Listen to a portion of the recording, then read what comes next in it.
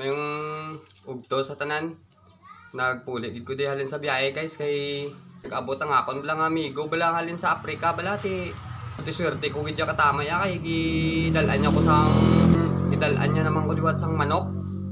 Amo ni bala guys ang lahi nga mga tag-asan nga mga manok kag inang nami magbulang balay na bala makahawid bala makahawid sa bala kata lang dahil ng iyang tiil bala palantaw sa inyo guys.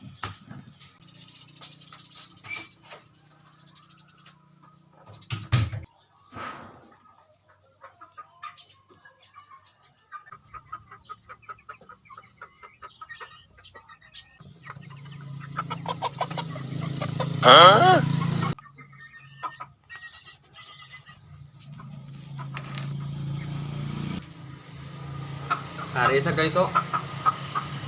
Oh. Grabe yung lahi niya guys oh. Amo ni galing mga manok sa Africa. Oh. Dagko bala, tagas-tagas bala guys. Oh. Oh. Biyatag sang amigo ko sa halin sa Africa, amo na nagpuli gid kuya, way na ko dayon nagbiyahe oh. Ilang taon mo sa sulod guys oh. Na may bulbol. Ayaw di ma.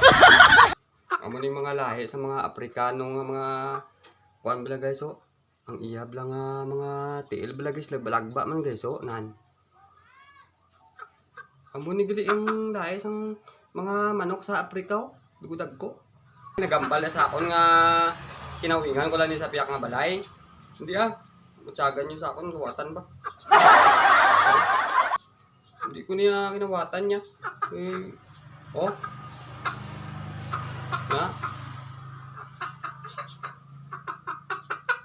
Do kahagop lang ba lang mga manok ya sa Afrika? Oh na. Tagas-tagas pa. Oh. Wala niya sang may makapares diya sa manok ya sa Pilipinas ya. Alin nga daan sa Afrika? Oh, ano ba? Na.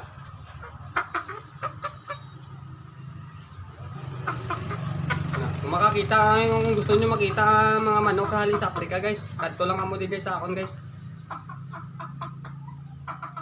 Amo lang na guys Salamat.